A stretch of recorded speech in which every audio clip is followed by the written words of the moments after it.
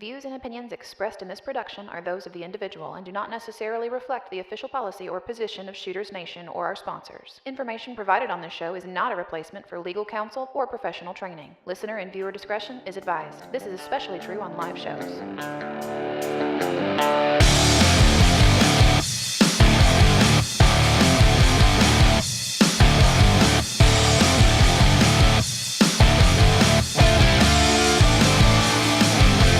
Welcome to the Shooters Nation podcast, the show created for you, the armed citizen.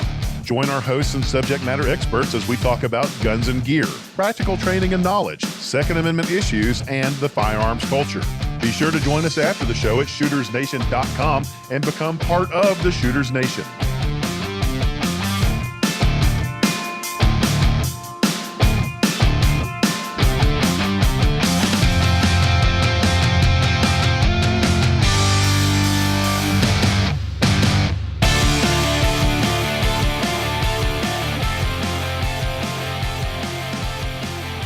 Hey everybody, welcome to the Shooters Nation podcast. I'm your host, David Yancey, coming to you from our studios in Nashville, Tennessee, and I am once again rejoined by my co-host back from the dead, Mark Lancaster of Squared Away Customs in New Hampshire. Are you still in quarantine, Mark? Yes, I am. And I'm on the mend though. Yeah. I've got bottles and boxes and inhalers and all sorts of things from a nasty bout with the flu, which turned into a nasty sinus infection and has been kicking my butt for going on 12 days now. It's good to see you back. Good to have you back. Thank you. It's good to feel capable of doing it, man. I've just been sleeping 10, 12-hour nights and still like feeling like the dead all day long. It's just been brutal. I'm not normally one to get very sick, so I'm just not used to it. Well, so of course, you weren't able to join us for the last episode, but from the listener's perspective, that will have been a week ago. But from our perspective, it was really only a few days ago that I recorded that. And so missed having you. Your ears may have been burning. There may have been comments made at your expense, but oh boy, I honestly felt that you were probably so sick and puny that I could do it. I was feeling mighty strong. Let me tell you. So it's good to have you back though, man. It was weird without you. So thank you. Good to be back. Man. Yeah. So before we get straight into the show this evening, under the new format, we're reminding people of common things that we used to remind them about at the end of the episode. So I'll take care of that real quick. Namely, we want to remind you folks, the listeners, that you can connect with us after the show at shootersnation.com. While you're there, you should send us feedback and sign up for the Shooters Nation Mail Blast mailing list. Why would you do that? Because the Mail Blast mailing list is where we will send things out about event notices, upcoming episodes, things like that, right? And so the feedback thing, you can help us by giving us information on subjects that you would like to hear about, particularly if you have subject matter experts that you can connect us with. We will be your biggest fans if you can make that happen. So head on over to shootersnation.com, use the feedback link and sign up for the Mail Blast mailing list. While you're on the internets, you can also follow us on Instagram as @Shooters Nation Radio. And then you can also find us on Facebook as facebook.com/Shooters Nation. While you're on Facebook, be sure to go over to the Shooters Nation community and sign up where you can interact with us, other listeners, and some of our guest SMEs. The beautiful thing about Facebook and the community is that you can interact with us without getting sick, like Mark. So, ta-da. It's another joke. And last but not least, if you like what you're hearing, you can help support the show and make future episodes possible by becoming a Patreon patron at patreon.com. It's like a tongue twister /Shooters Nation. And you can help support the show for free by leaving us a positive review on iTunes, Spotify, Google Podcasts, YouTube, peeing it in the snow in your neighbor's yard, whatever it takes to get the word out about us. We appreciate it. So that all out of the way, this is going to be kind of an interesting episode. We have a friend of ours on this evening, and this is going to be kind of strange, but we're going to refer to our friend under a pseudonym, and that pseudonym is Francis Marion. If you don't know United States history, shame on you. You can go Google who Francis Marion was. But for the sake of this conversation, that is our friend's name. And the reason that is necessary is going to become pretty obvious here in just a minute. So, Francis, welcome to the show, man. Well, thank you very much. I appreciate it. It's a lot of fun having you here. I know that Mark and I've talked about this several times, and I'm glad that we finally made this happen. Why don't you tell people a little bit about what you do for a living so that they will understand why you would need a pseudonym on this show? I spend, at a bare minimum, 40 hours a week inside a federal prison. Indeed, you do. Not as a resident. No. I'm a federal law enforcement officer. No, I don't work for the ATF, so everybody calm down. I work for the federal prison system as a corrections officer. Right. So you're not going to be shooting anybody's dogs tonight. No. Hopefully not ever. Right. Yeah. Leave that up to the ATF.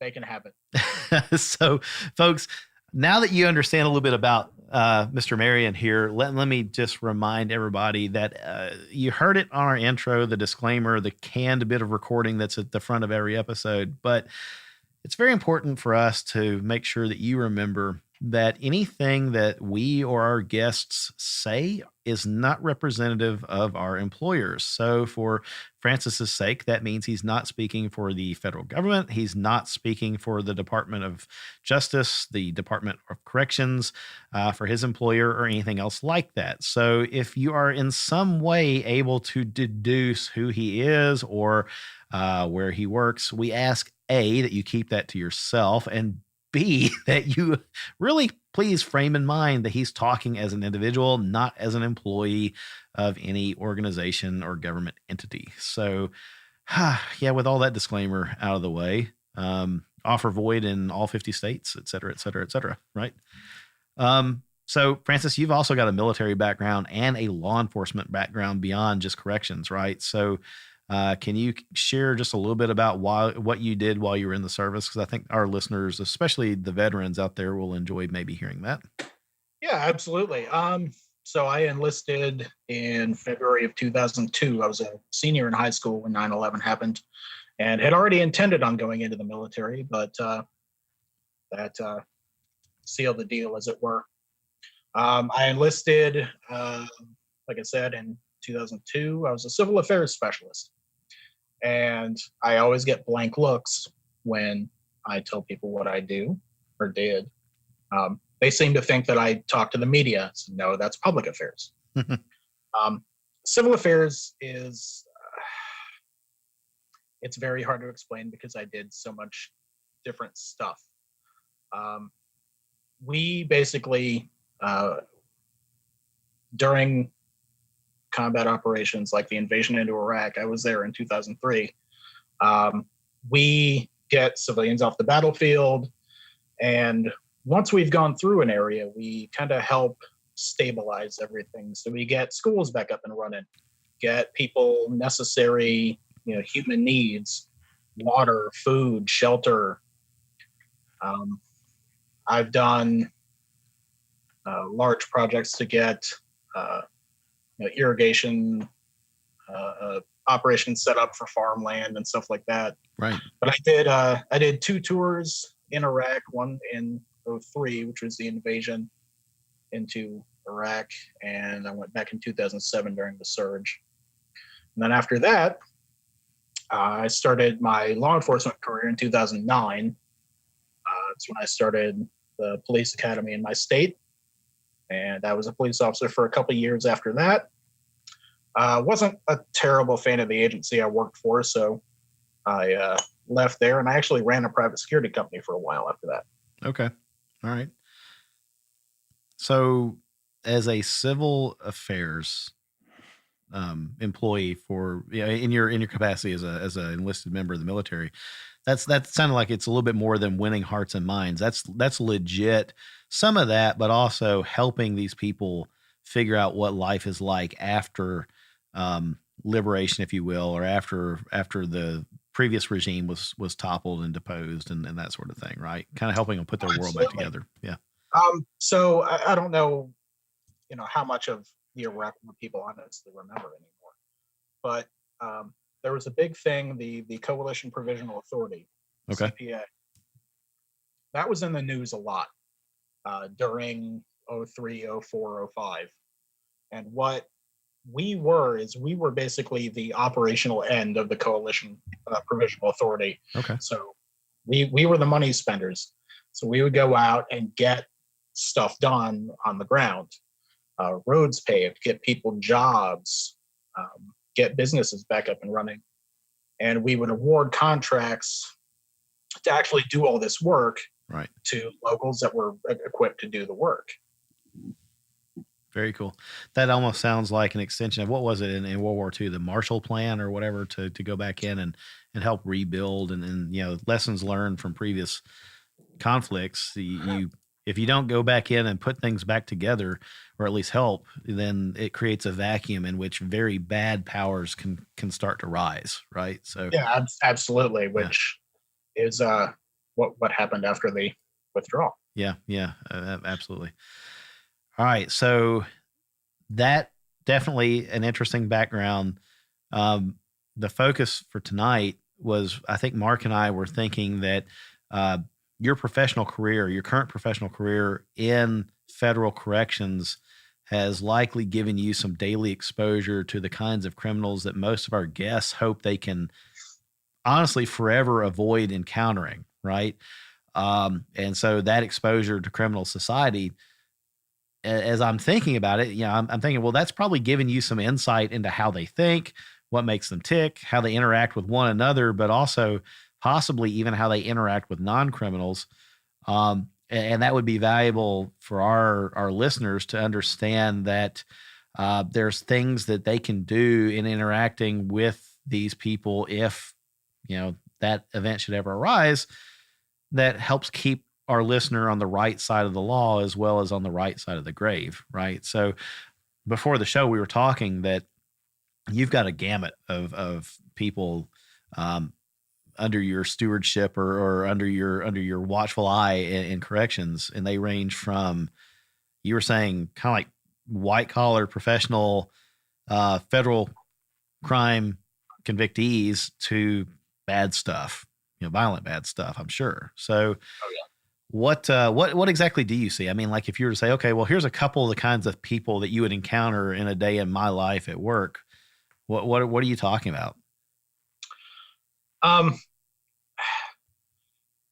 Here's what's gonna not be great about this conversation. Okay. They are just normal people. Okay. Driven by the exact same things that you and I are driven by. Mm-hmm.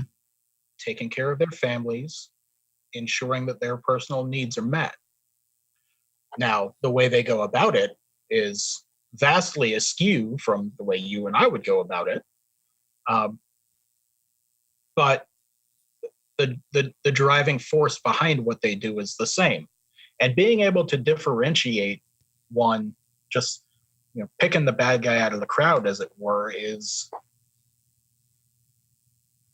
difficult at best. Gotcha. Right.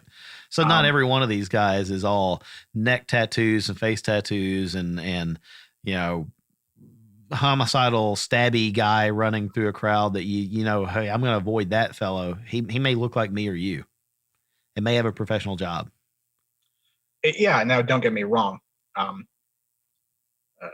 We have plenty of heavily tattooed individuals that those guys are pretty easy to pick out. Gotcha. If you're looking at a guy who's got devil horns on his forehead and 187 tattooed on the back of his neck, I think you're probably fair to want to steer clear of that particular guy. Right.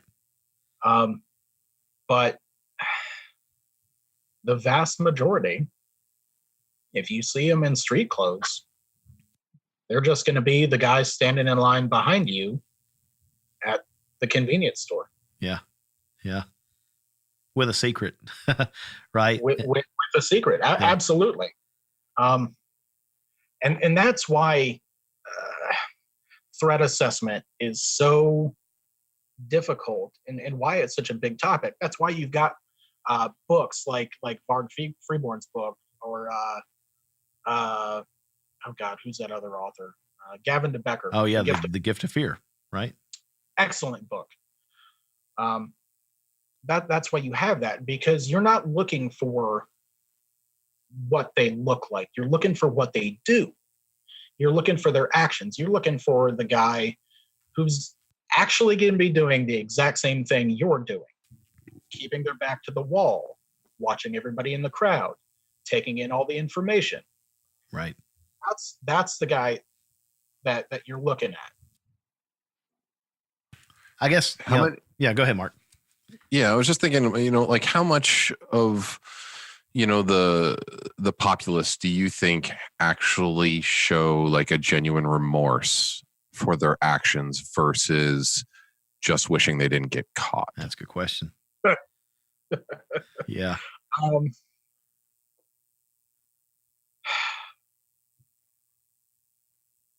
That's a difficult answer to give you. If you read some of these guys' mail, they send a letter to one person saying, oh, I wish I'd never done this. I wish I'd never gotten locked up. I found Jesus, or whomever. And then you read their letter to somebody else or listen to one of their phone calls, and they're talking about some of the most depraved stuff you've ever heard in your life. Yeah. So it's pretty difficult to gauge, but I would say many, if not most, it's a I'm sorry I got caught versus I'm sorry I did what I did kind of thing. Yeah. Yeah, I guess that's kind of the problem with threat assessment is that if you consider these people essentially as being human predators to some degree or another, a good predator is also a chameleon. He knows how to use camouflage as ability. He knows how to blend into an environment, and he can speak the language at church, and he can also speak the language on the street if he's getting in a fight with somebody. And it's two totally different languages, right? Absolutely. But the problem is you see you see those qualities exhibited in law enforcement officers as well. Yeah. That's an interesting thing. When I was a police officer on the street, that was the same deal. I would go home, be loving to my family, right, and at work on the street, there's a lot of law enforcement officers that are very anti using profanity, very anti talking to people in a certain way. Right.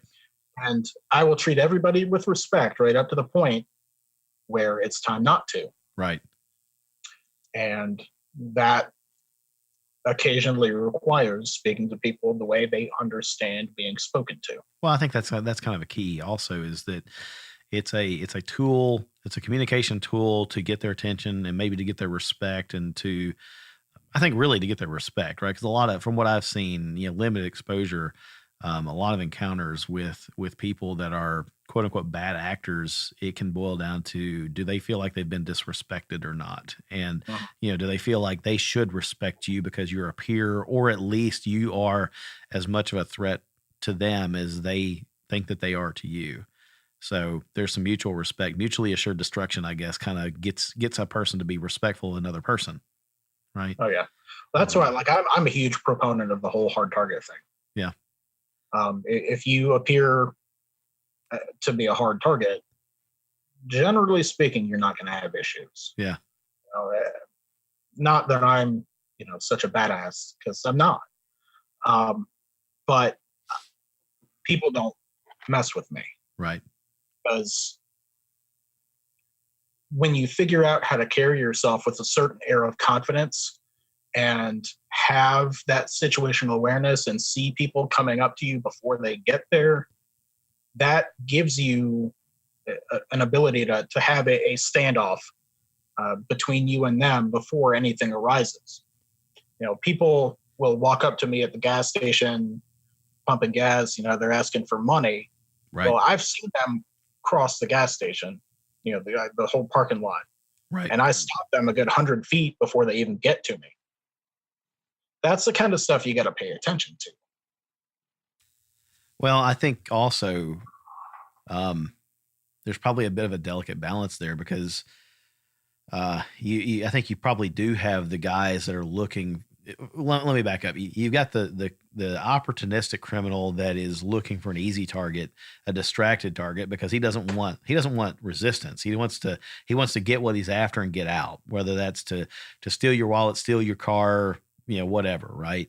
Because if you wanted to work, you'd get a job. Right. Yeah. But then you've got the other kind that I think Varg talked about being like the apex predators that are, if you cross the line of looking too hard of a target, and you're constantly giving everybody the hateful, mean, GFY glare, then, the wrong kind of predator may pick you out and say, oh, well, you're somebody you're a challenge. Yeah. I'm looking for a challenge. I'm going to ignore the weak guy. I'm going after you because you think you're a badass. Right. Yeah. I can make an example out of you. Yeah, exactly. Yeah.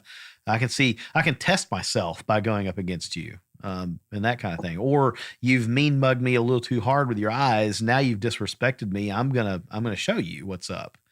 In my experience, that is a far less likely encounter. Rare.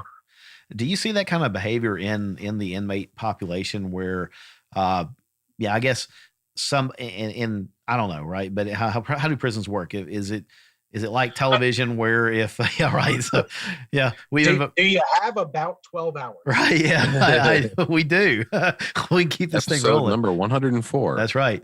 So I mean, is it like the street where a guy that keeps his nose clean and doesn't disrespect anybody else, but doesn't appear to be a soft target, is generally left alone? Or do they have to project, more dominance so that people don't screw them? And is that kind of like is it a tit for tat kind of thing where, oh, well, every time you escalate, you're posturing, now somebody else escalates, and before you know it, it's bad?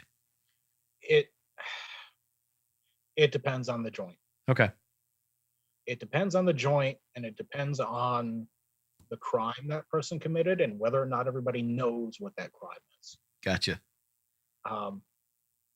What's a good example of that? Right. So I guess I've heard that there's honor among thieves, essentially, quote unquote, but I've heard that there are some crimes that you don't want to go to prison and people know that you did it. And a lot of times it's a sexual crime against kids. That'll get you messed up quick. Yeah. Anytime you have an inmate prisoner with a sexual offense against a child, whether it's something as simple. Right. Yeah, I know I know you're struggling because it's shades of gray or shades of black. I mean, they're all because it's all black. It's all despicable. Whether it's a crime where they themselves didn't commit an act but merely possessed pictures or video, right, on up to they were the ones creating those pictures and video. Right. Generally speaking, it's immaterial to the inmate population. If you got caught with, some certain type of pornography, you are a chomo, a child molester. Right. That's bad news for you. Nobody wants anything to do with you. Yeah. Now, you have certain institutions where that is a fairly significant portion of the inmate population. Okay. And that is kind of a different world altogether. Gotcha. But when those types of individuals are in with a regular general population, inmate population, nobody is their friend. Right. They will associate with each other. At worst, nobody's their friend. Nobody's going to have their back, or at best, right? But at worst, they're known for being what they are, and they're going to be dealt with harshly by somebody. Right. Particularly if they do certain things like allocute to their crimes. If they discuss their crimes in any way, shape, or form, somebody will deal with that. Gotcha. All right. So I guess back to the question then about posturing and stuff like that. When you're kind of observing the microcosm of inmate society, do the guys that project strength and I'm not a weak target, does that do well for them, or do they find that they're getting challenged more often by the people that consider themselves an even higher level of predator? No, generally speaking, that does well for them. Okay. The trope of oh, if I go to prison the first day I'm there, I'm going to find the biggest, toughest guy and whoop his tail. Right. That doesn't happen. Gotcha. Yeah. Not if you want to avoid going to a worse prison, right? Or a worse. Yeah. area. Or finding yourself in the hole, as it were. Yeah. Okay. Yeah. All right. So,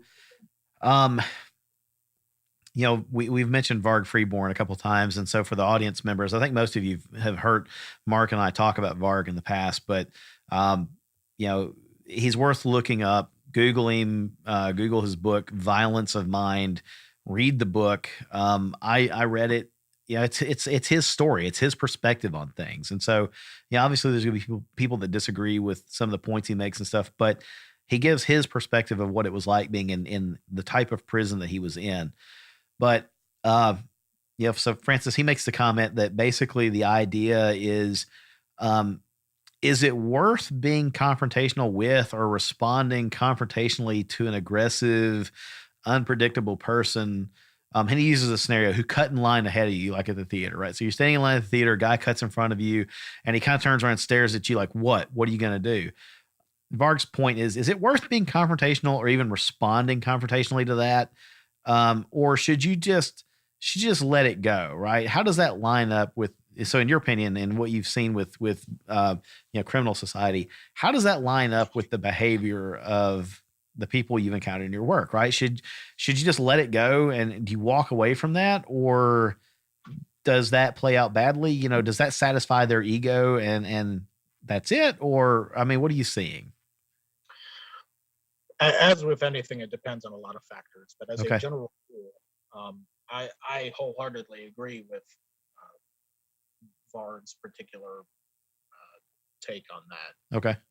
And leave it alone and Yeah. hope Just the guy doesn't escalate unnecessarily. Right. Now, as far as the criminal element goes, remember what I said very early on. They're normal people. right. They want to avoid a confrontation just as much as you or I do. Okay. So you have that one particular actor who cuts in line in that particular example. They're looking to get a rise out of somebody. Yeah. They're looking to instigate something. They want something to happen. So why would you feed into that? Good point. Right. So avoidance. If your situational awareness didn't cue you into the fact that they were up to no good and you find yourself in that position, avoidance, de-escalation, very valid tactic. Try that first and, sacrifice ego to win the fight, right? If the fight never happens and you want it. And so what? Your ego was bruised. Big deal. Yeah. The best fight you will ever have is the one that you were never in. Yeah. Yeah. Okay. Golly, man, I've got like so many things I want to ask. I'm not even sure where to go. So let's build on that for a second. A common question that I've heard in self-defense classes, especially the firearms classes that I've gone to, the instructor will ask something along this line. How far are you willing to go? And how do you know that the other guy won't go further?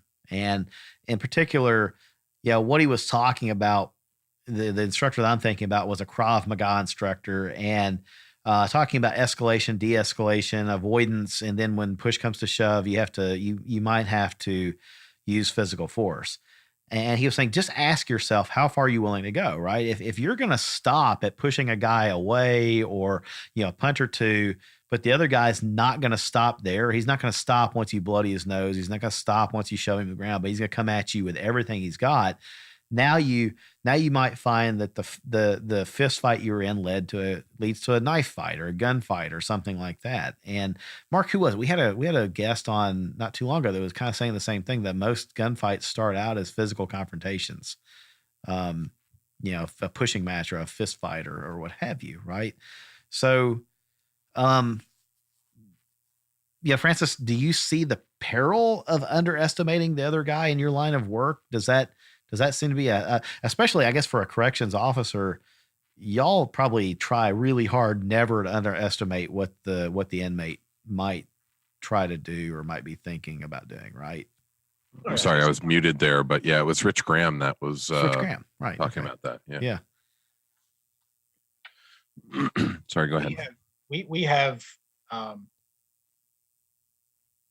quite the range of people, and one of the biggest issues in prisons now, due to the piss poor state of the mental health system in this country, is prisons are where people with severe mental health problems wind up. Right. And that's a different game altogether. Those are people that have no filter whatsoever. Yeah. So I'm not entirely sure where I'm going with this, but that that presents a big issue when you're dealing with somebody on the outside or on the inside. Yeah. Well, I guess on the outside, they don't walk around with a label on their shirt that says, I have no filter. I have a quick temper. I'm violent. So that you can look at him and go, well, this guy, I don't want to piss him off. So you don't know what somebody is capable of. Right. And very few of us know what we're capable of. Yeah. I very, very early on in life had the unfortunate experience to know what I'm capable of. But that isn't everybody. That's not everybody's experience. Right. So do you want to figure out what you're capable of because of somebody cutting you in line? Yeah. Somebody cussing at you for no reason whatsoever. Cut you off on the road or something, right? Somebody walking down the hallway and just brushing against you with their shoulder. Right. No, absolutely not. Yeah, I think really you kind of you unpack that pretty quickly and more simply than even I was trying to think. Yeah, and you were dead on with what I was trying to get out too. Was you just never know. You never know what that other guy's gonna do or where he's gonna take it. You know, if a guy shoves you and you shove him back, did you have to do that? You know, maybe not. If he had you backed into a corner and you needed to get some space, then yeah, maybe you did. But we just have to be cognizant that every action or reaction that we take in our self-defense, system or equation or whatever you want to call it can lead to escalation, and you just got to be ready for it. Whatever situation you find yourself in, if you wind up in a physical altercation with somebody, yeah, it had better be worth going all the way through. Yeah, I think that's probably very succinct. Because getting into a fist fight with somebody, as you said earlier, can turn into a deadly force encounter immediately. Yeah, even if a weapon never comes out. If you're gonna go. Yeah. Do not, then don't. Right. Exactly. And is it worth it? Right. I mean, is it worth going? Because it could go all the way. That guy that you shove. What if he never is? Yeah, right. I mean, so like, what if the guy that you shove just to make a little bit of, he's up on you and you shove him backwards, he loses his balance, falls, hits his head on the curb, dies. A prosecuting attorney could make the case that you killed the guy because basically you did, right? I mean, and so I've got a question I want to ask about that, and we'll come back to it here in a second. Golly, is backing down from or walking away from a violent perp, is that always going to work, or is that going to piss them off? Because now you've disrespected them by not answering their call, right? Yeah, I mean, it may. Yeah. So you're dealing with people who they don't have a lot of times the interpersonal skills that you or I will. So Right. If they have a goal, they're going to achieve that goal. And oftentimes that goal is making you do what they want you to do. Yeah. And if you don't, that's going to make them mad, sure. Yeah.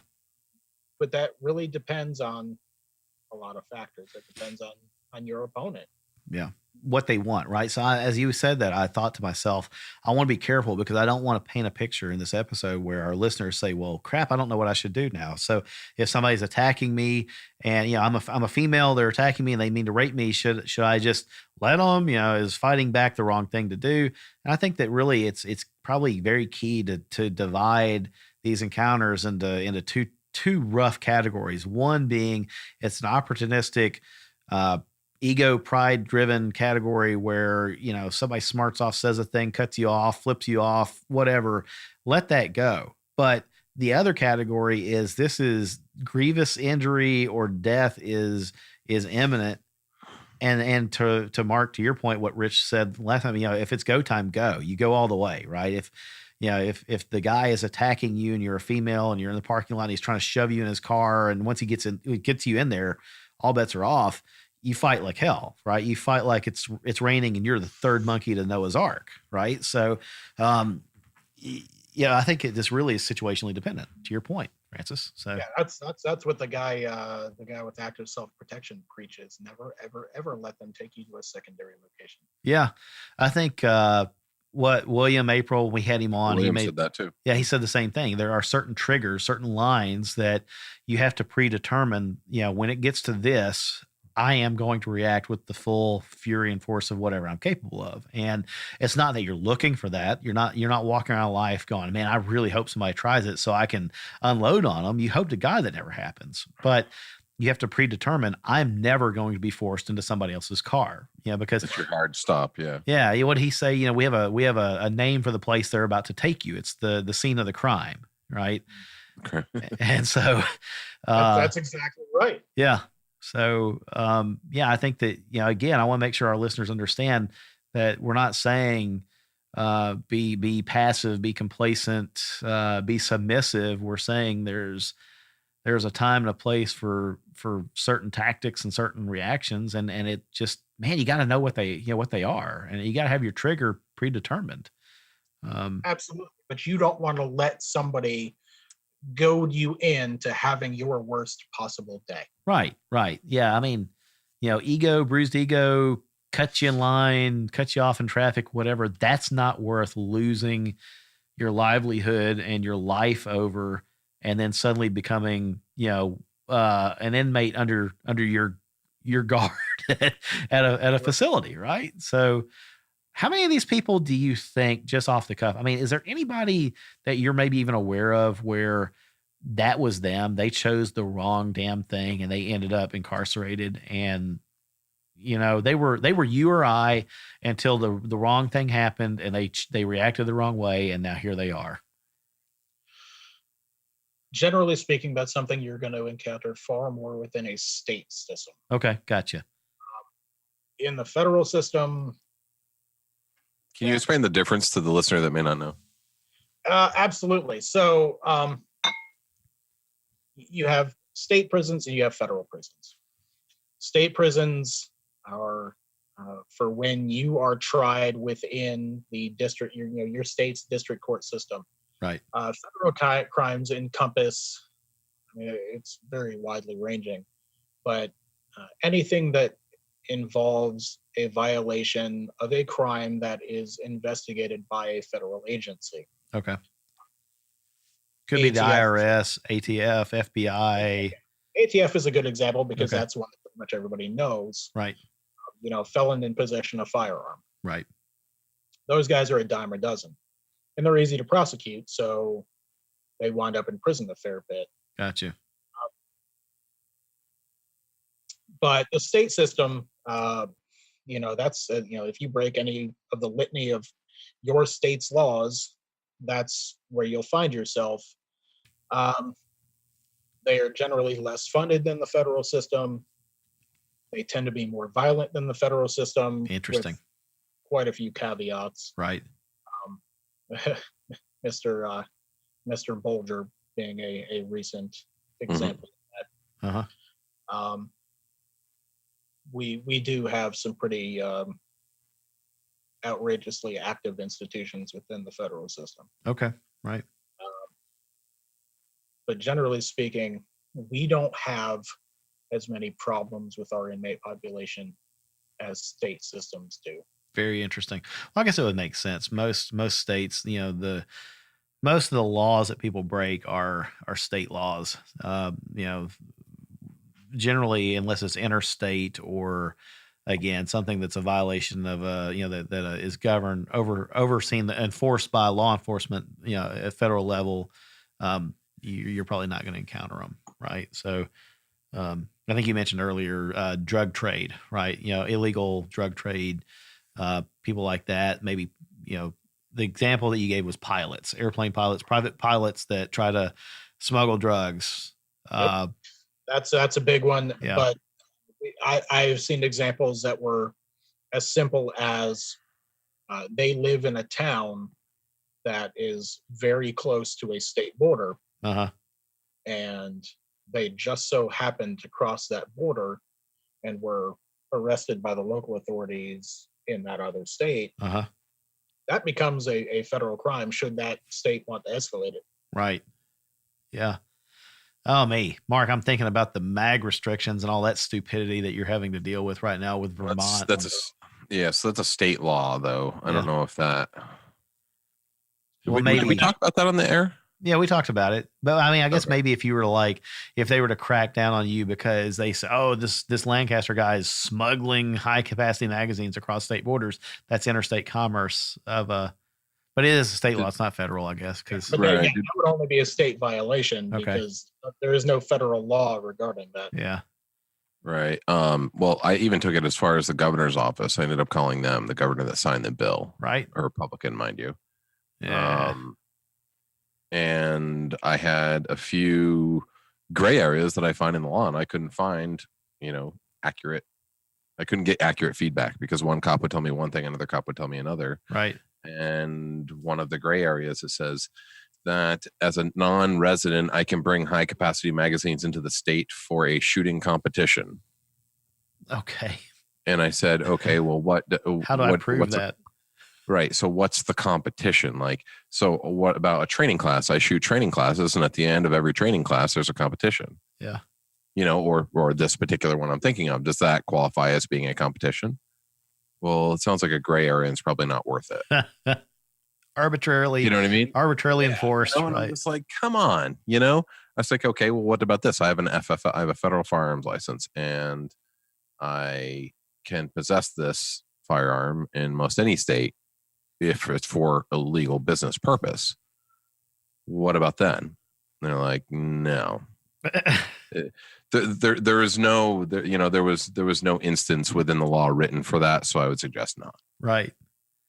Yeah, that's ugly. And I'm just like, this is just ridiculous. That's ugly. Yeah, I guess my example was not a good one, but I think I know what you're talking about, Francis. It's again, you've committed some sort of federal offense to be incarcerated in a federal prison. So the other example is committing crimes on federal land. Okay. One of the biggest examples of that is Indian reservations. Yeah. If you commit a crime on an Indian reservation, you are going to encounter BIA, Bureau of Indian Affairs Police, and those are federal law enforcement officers. Right. You will do federal time if you're convicted of a crime on a reservation. We also the federal prison system has a inordinate amount of inmates from Washington, D.C. Oh, wow. Because almost anywhere you are in Washington, D.C. is federal property. Right. So yeah, if you commit a crime in D.C., it sucks to be you. Right. Yeah. Good to know. Right. So, I mean, that's a key thing. I was even thinking about national parks, we're a podcast for gun owners, and most of our listeners, if their state allows it, they carry a firearm for their protection with a, state permit, or if it's permitless carry in their state, you cross into a national park where it's prohibited and you're found and arrested for that. I would assume that you would make your way to potentially to a federal corrections facility, since that's it's possible. Yeah. Yeah. There's a lot of different situations where, federal properties will have what's called an MOU with local law enforcement, a memorandum of understanding, Okay, right. where local law enforcement will handle it.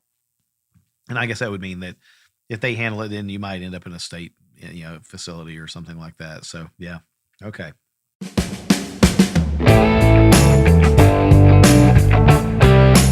Hey folks, David here. Did you know that there is more to the Shooters Nation than this podcast? Mark and I are working hard to knit together a community of well-informed, responsibly armed citizens who are well prepared to face the worst days of their lives. We would like to invite you to join us and the other listeners on our various social media outlets and become an active part of the Shooters Nation community. You can find us on Instagram as @ShootersNationRadio. And if Facebook is your thing, you can find us there at facebook.com/ShootersNation. While you're there, be sure to click on the link to join our Facebook Shooters Nation community. And as always, you can head over to shootersnation.com for more listener resources.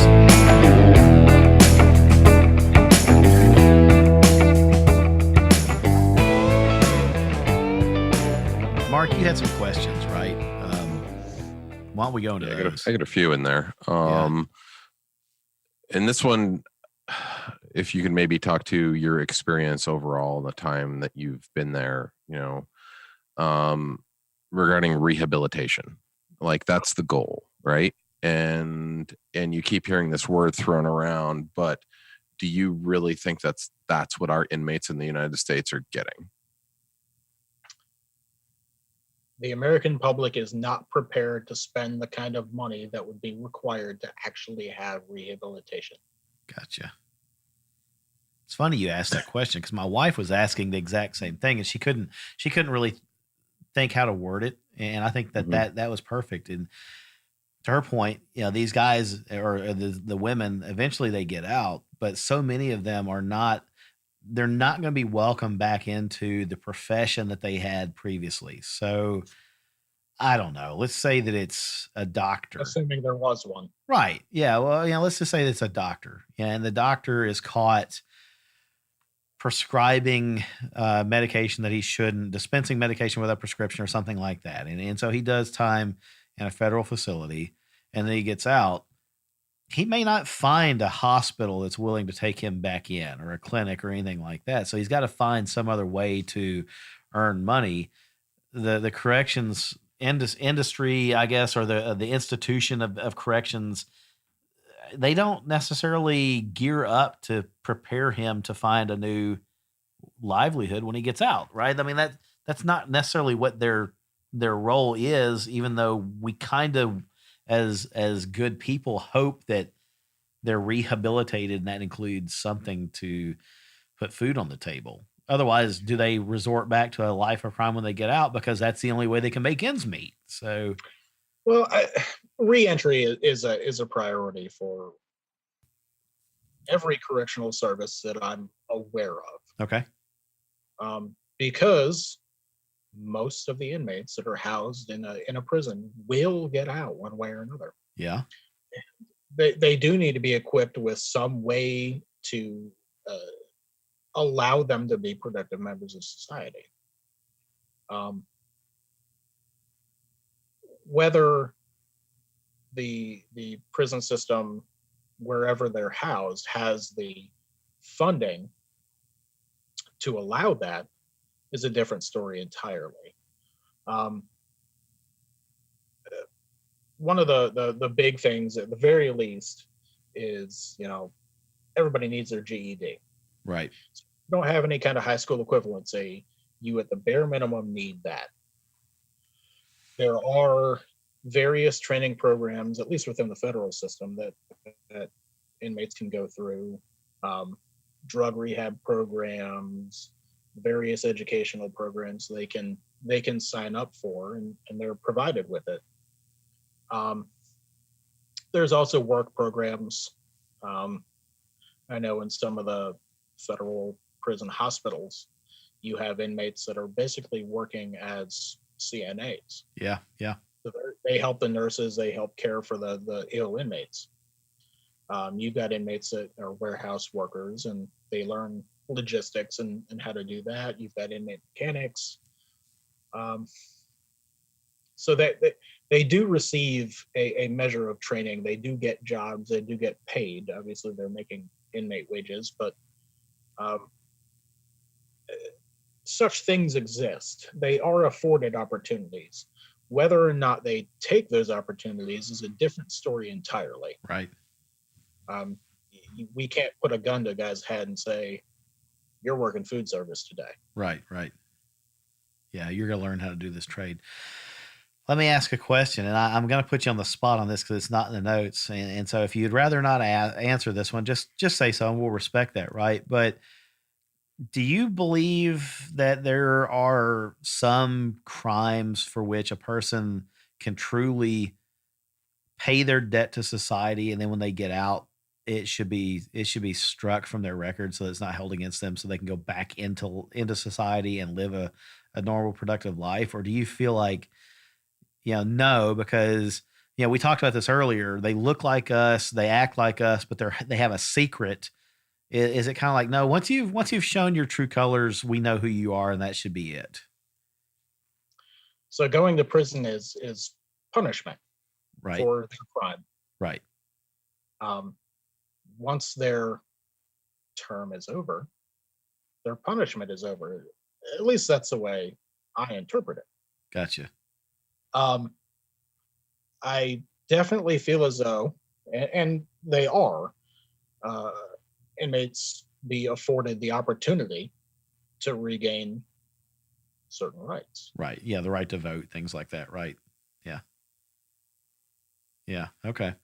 Yeah. I guess, I'm thinking also, again, there's different classifications of inmate and because different classifications of crimes, a person that is guilty of, sex crimes, definitely against children and things like that. That's obviously, we have provisions in the United States that follows them around, and they have to, Megan's Law, right? They have to tell people when they move to an area that they've been convicted, et cetera, et cetera. And that's, as a parent of kids, man, I'm actually very glad that that's a thing, right? Especially since, particularly among sex offenders and child sex offenders, especially, yeah, the recidivism rate. Well, yeah, astounding. Right. I mean, yeah. I know what you mean. I'm thinking to myself, they should never see the light of day again if kids were involved and but that kind of thing. But again, if the judge has said this is your punishment, you serve your term, you get out. Well, thanks to the efforts of John Walsh, there are many people that will not see the light of day ever again. Yeah, and they shouldn't, even though their quote unquote debt to society is paid. Right. Yeah. Gotcha.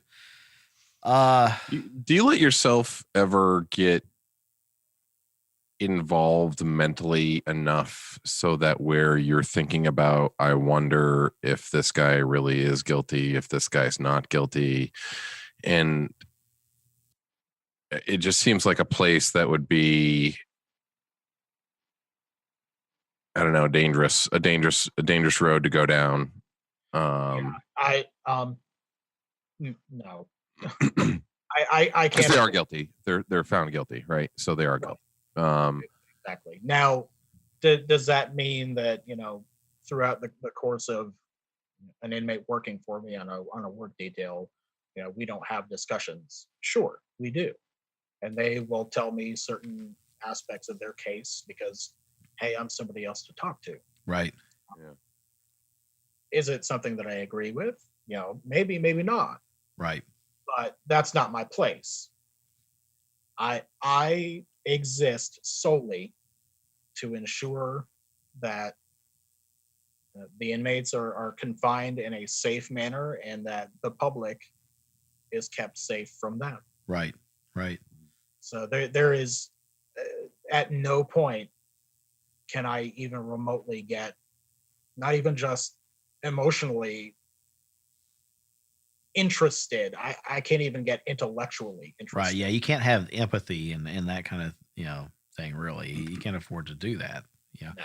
I assume that, jokingly, everybody in prison's innocent, right? I'm here, but yeah, I think, the honest ones would probably own, Yeah. Hey, I made a mistake. I'm here. This is why I did it.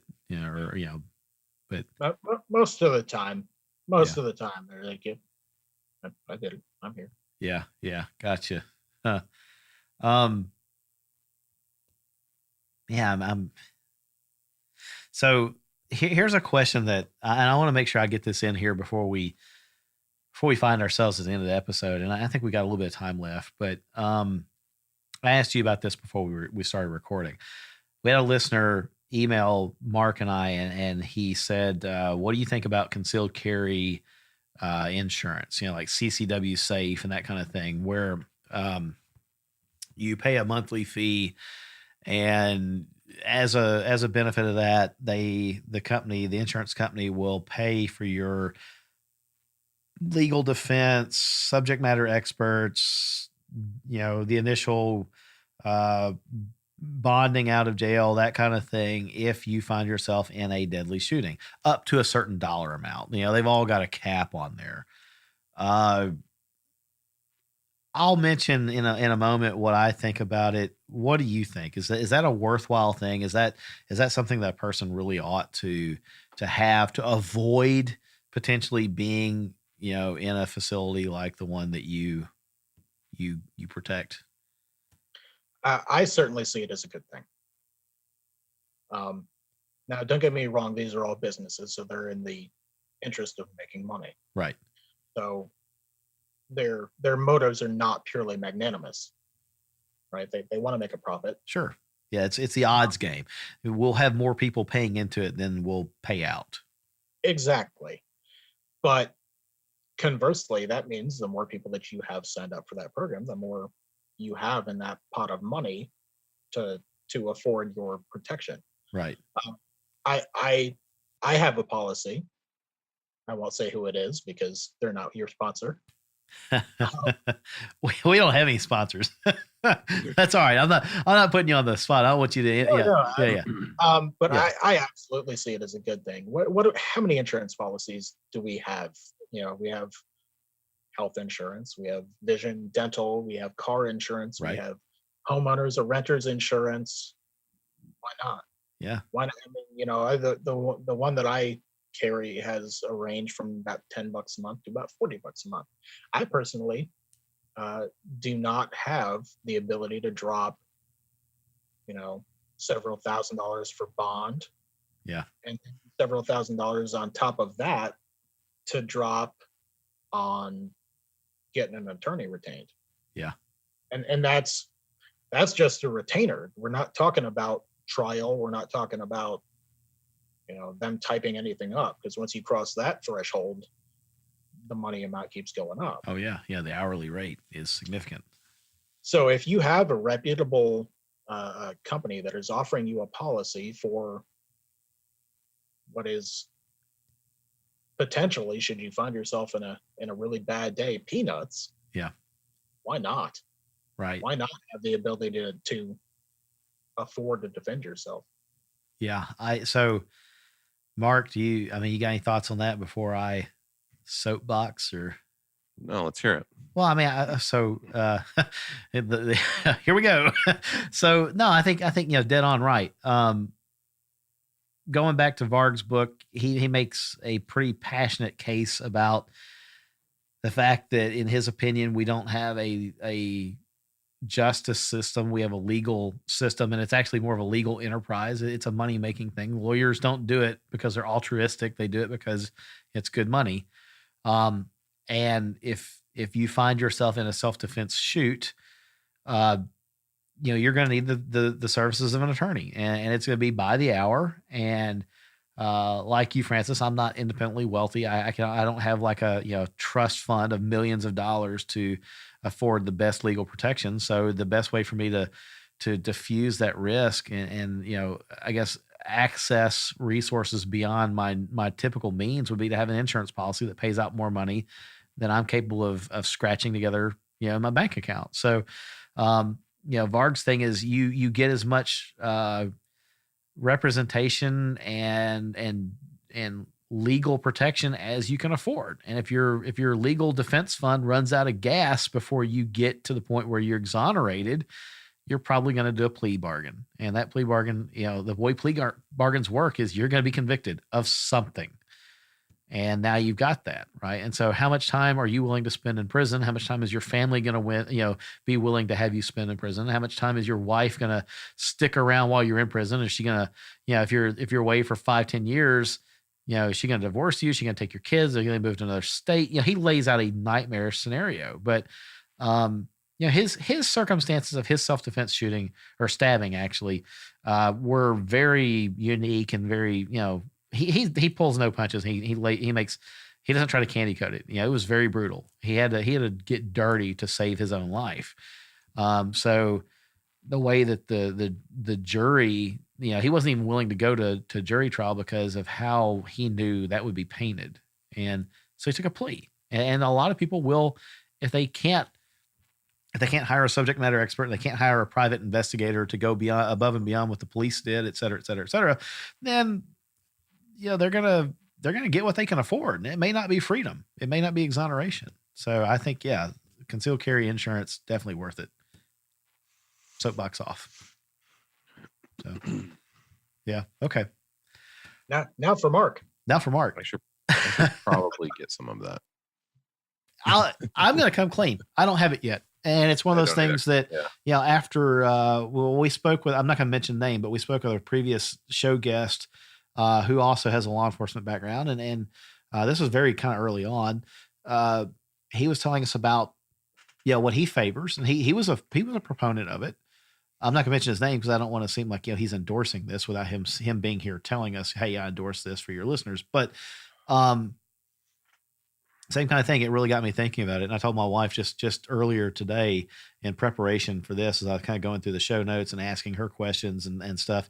I said, this is something I really need to look into for us because she and I both carry. And weirdly enough, I think in the back of my head, I had this thought, looking at her, you'll probably get off easier than I would because there's always a lot of sympathy shown towards women. It seems like in a self-defense situation where men, there's sometimes that thing of, well, did you have to go to your gun? Could you not have handled it another way? You're a big guy. You probably, did you really have to shoot that other guy? That kind of thing. Right. So God forbid I ever have to. I would want the maximum amount of legal protection that I could afford for myself and my family. And for, $30, $40, $50 a month, man, I blow that on stupid stuff. Right. So it's, for some of our listeners, I don't even want to spend a night in jail. Right. Right. And for you particularly, it's a unique circumstance, law enforcement background, corrections officer. I think it would probably be bad for you to find yourself on the other side of the bars, really. So, well, he's got get out of jail free cards, I'm sure. Oh yeah. So those are a thing, right? You guys carry lots of get out jail free cards. So hand them out. I think those only exist up in New York with those PBA cards that they get. Oh, that's very pointed. Oh man. So what other questions? So Francis, this is an interesting conversation, right? Because here we are once again, Shooters Nation. We're a gun owners podcast. We don't always talk about guns. We talk about things I hope that are relevant. And this seems like a very relevant conversation to me, but is there anything that we didn't ask you about that you kind of wish we had talked about this evening? Is there something that you could lay out there to make all of us a little bit smarter and safer? Make good choices, stay out of prison. You can't use that one. Yeah. Make good choices is always a good one, but don't let your ego make decisions for you that you yourself can't get yourself out of. Yeah. And that's kind of been the theme of the entire show tonight. Yeah. Coming full circle to the whole self-defense insurance thing. Well, if you take the advice that we kind of laid out at the beginning of the show, theoretically, you'll never need it. True. Yeah. Yeah. If you find yourself in a shoot and you've made good choices, then that shoot should speak for itself. The circumstances of that shoot should be so black and white that, you're a poster child for the self-defense industry. This worked for this person. Absolutely. Yeah. But I've been carrying a firearm for a living for the last, what year is it? 2018, almost 2019. So almost 17 years. Right.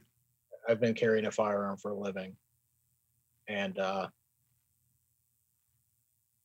I don't want to make a bad decision. I want to avoid having to go there at all costs, even at the sacrifice of, saving face. Right.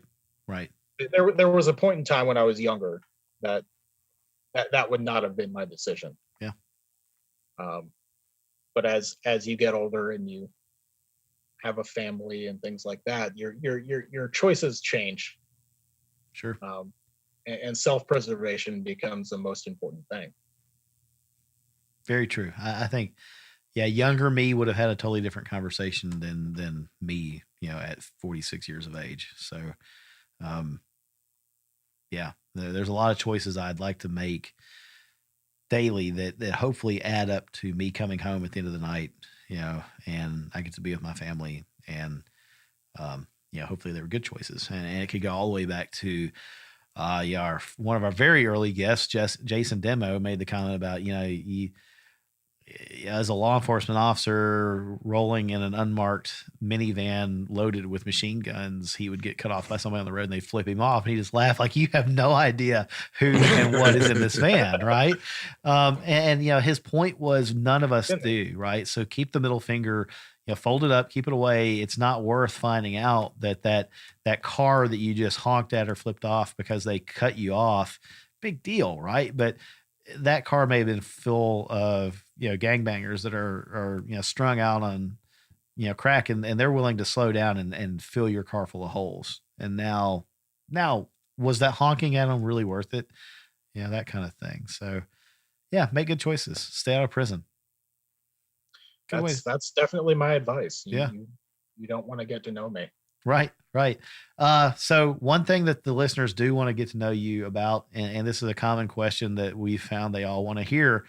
They like to know what our guests carry. So if you don't mind saying, what is your carry sidearm of choice in a civilian capacity? I am an unashamed FN fanboy. An FN. What was that, Mark? Nothing. Nothing. I have tickle in my throat. Right, yeah, it's that cough acting up again. Yes, it sounds like gross. I think so. No, at least another scene. Yeah. So FNS. I have a full size FNS and a compact FNS. Okay. Yeah, you like that thing. I mean, so I traded something back in the dark early days of Facebook gun trading. Yeah. I had I think it was a Kel-Tec SU-16. It's a 5.56 Kel-Tec rifle. Right.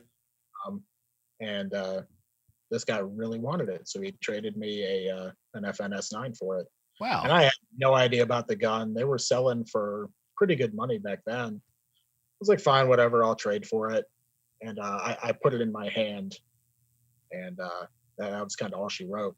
Yeah, I mean, that's one of those that you don't hear very much of. We always get the Glock answer. There's a lot of Glock answer going on.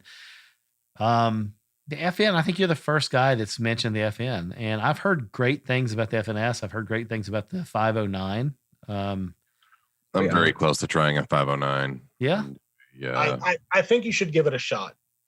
Especially I don't like the factory trigger, but now that Apex has their trigger out, I'm intrigued. Yeah, Apex dropped that trigger. I have been waiting for when they announced it. Yeah, they announced that back in SHOT Show 2017. Right. I have been waiting for them to drop it since then, and it's finally out. Have you had your hands on one with the trigger in it? No. Okay. Not yet. Yeah. And because nobody but me and one other of my cohorts have FNs. Gotcha. It's going to be who buys it first. Right. Yeah. It'll probably be him. We've got a longtime listener that I know carries an FN, or did for a while. Our friend Josh, he carried an FN, and I think recently he maybe picked up a M&P 2.0 compact after he heard me talk about it. Those are nice. I like mine. I got this really great holster that Squared Away Customs made, so I can put my red dot mounted M&P 2.0 in it, and it's pretty awesome. So yeah. I have one as well that I can put my red dot mounted FNS9 in. Yeah, yeah.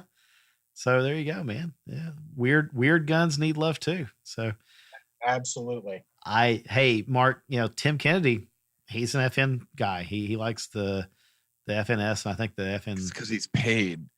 Well, what? No, man. I mean, he likes Gerber and 511 and all those things because they're top quality Also products. paid. Right? Yeah. Paid. Yeah. All right. Well, that's cool. I'm a knife horse, so if you mention Gerber, I'm going to start throwing up. Right. Yeah. Yeah, you do. Yeah. We get you on here one of these days and talk about knives. That'd be fun. I think we need to do a knife episode at some point. That's one of the things that we've kind of steered away from. So you have another 12 hours. Yeah, man, we'll do it. Interesting story tidbit. My brother told me the other day, he said, he was shipping his zero tolerance. I think he's got the 350 like I do. And, the tip broke, and he abuses that thing in an industrial setting.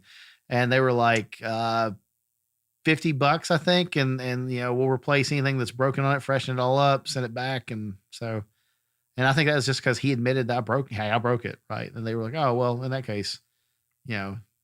Yeah, their customer service. You got a zero tolerance right there too, don't you? What is that? That is No, sorry, my background. That's an Emerson Wave. It looks like from the profile. 2011 Emerson Commander. Yeah.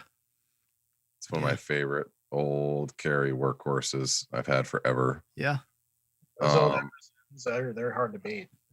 I had worn it so long that the G10 was almost smooth. Oh, really? Like silky smooth. So Yeah. I sent it back, paid them $10. They re-G10'd it with brand new G10 New scales. Nice. Yeah. Yeah. And then refreshing the edge on it. But yeah, you can see it's. That's the truth of things, right? You can't just be a gun guy. It's if you're a gun guy, you're probably a knife guy. You're probably a gear whore. Yeah, you're a gear guy, right? You're gonna be a gear whore. You're gonna buy stuff. I had a guy email us the other day and said, "Thanks a lot for talking about tourniquets. I now have a lot of other things to spend my money on." I'm like, "Hey, man, no apologies. I know how that goes." So, yeah. Well, hey, man, yeah, it's the way it is. Any other matters of business that we need to cover before we conclude the show, Mark? Join Patreon for us. Yeah, please. yeah, that's true. Yeah, and then you can be on our Patreon member show. That's true. Yeah. So guys, let's mention that we've got, we don't have very many weeks left in this year, and I'll go ahead and kind of, if you're fans of business jargon, you'll know the term north winding. I'm going to north wind this. I'm going to pave the way. So this isn't the first, later on, it's not the first time you've ever heard this, but, we're going to be taking some time off as we get closer to the end of the year. We're going to take a little bit of time off around the week after Thanksgiving. And also we're going to take some time off between Christmas and New Year's, which means we won't be releasing episodes for some of those weeks. I know we're going to have some episodes releasing in December, and we've got the whole month of November ahead of us, and we're going to be releasing some episodes here. But coming up, we do have our plan to do a Black Friday show to talk. Well, I guess really just kind of a Christmas gift, buying guide show. But we're going to talk about some of the stuff there that we think is cool to, pick up for yourself or the gun and gear person in your life. But then, we're definitely going to do a Patreon supporter show where we're going to bring some folks on the show with us, and we'll do a live YouTube stream of that. And we'll also record it and release it as a podcast. But, we wanted to do, I don't know, man, I almost kind of had a thought. It's almost like a listener Christmas party, right? So, we'll make everybody wear ugly Christmas sweaters and stuff. I've got a really ugly sweater. Do you? Yeah, I got one. It's actually a SIG polo. Oh man, so I got one that, no joke, has AR-15s and Glocks all over it. I mean, it's fun. So, and it's like 2 sizes too small, so I'll look like a can of biscuits about ready to explode with Christmas joy. So, anyway, so we got that coming up. Francis, normally we ask people how to connect with them after the show. Given the scenario that you've got, I don't think I'm going to ask you to do that or even tell people how to connect with you on social media. But folks, I'll offer this. If you have a question that you would like Francis to have answered tonight and we didn't ask it, go over to shootersnation.com, use the feedback link or the contact us link, and just send it over and just put a note in there. Hey, this is a question for Francis Marion. We'll forward it to him and we'll be glad to relay the answer, back on a later show. Does that sound like a fair, workable arrangement? Absolutely. Yeah. It's better than like that. It's better than like commit a federal felony. And if it's meant to be, you'll end up in the right prison. Well, that's true. I mean, that's kind of like spin the federal bottle. You never find me. So yeah, I mean, that is way better than that. I hadn't even thought about that, Mark, but that's the other way you can meet Francis is just, go commit a federal crime and hope that you end up in the right place. So yeah, there you go. You could do that. And if you do, may God be with you. So, yeah. All right. Mark, how do folks connect with you after the show? info@squaredawaycustoms.com is always a great way. And I've been slow on email this week and I apologize, but I was literally in bed for days and finally got these good meds. I've got like multiple bottles here and I'm starting to feel pretty dang good. Gotcha. So I'll be back on point by Monday. Somebody gets an email from Mark in the next week. They should get out the Purell or the Germex and wash their hands. Definitely squirt it on their keyboard before they're playing. That's right. Yeah. Send pictures of that to info@squaredawaycustoms.com also. Lysol any newly acquired holsters as well. That's right. Yeah. So Corey's been touching those. In that case, you should always Lysol your holsters. So yeah, I've heard stories about what Corey does. Mark told us how he interviewed Corey, and I'm not even going to repeat that story. Oh man, I'll never live that. You'll never live that one down. One slip of the tongue. One slip. Yep, that's what it was. They interviewed him at the foot of his bed or something like that. Okay, cheers. It's good to have you back. Oh, man. So special thanks to the patrons who are directly supporting the show over on patreon.com/shootersnation. Folks, I really was hoping that I was going to be able to pull together some of the laser engraved logo coffee cups and stuff like that for Christmas. I'm still trying. We'll see. If I do, we're going to mention that on our social media outlets. So be watching Facebook and also Instagram. And if it happens, it's going to be mentioned there probably before you'll hear it on the show. So keep a watchful eye out. If we do it, I'll be honest, it's probably going to have to be kind of like, I hate this term, a group buy, where you got to pre-order, because that stuff, man, in order to get them in quantities and stuff, you got to kind of like pre-buy, pre-order, and then I'll ship it out to you hopefully in time for the holidays. That's still like a 50-50 shot that I'll even do it. There's just so much going on right now that it's kind of hard to even think about getting that in there. Again, connect with us over on shootersnation.com. Send us your feedback. Send us your ideas. Send us your hate mail. Send us your picture of Purell covered keyboards. But yeah, man, I think that's about it, guys. Francis, great to have you on. Really, this was a lot of fun. My distinct pleasure. I'm sure that we can cook up some other ideas and we'll get you back in here again soon. So it'll be fun. Work schedule permitting. Work schedule permitting. That's true.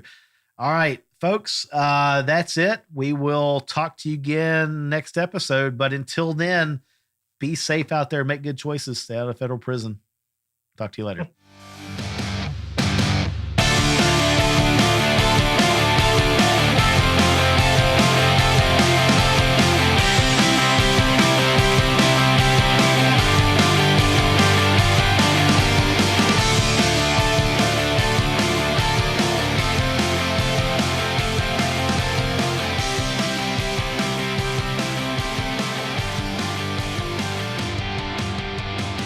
The preceding segment was a production of the Shooters Nation podcast. Visit us online at shootersnation.com.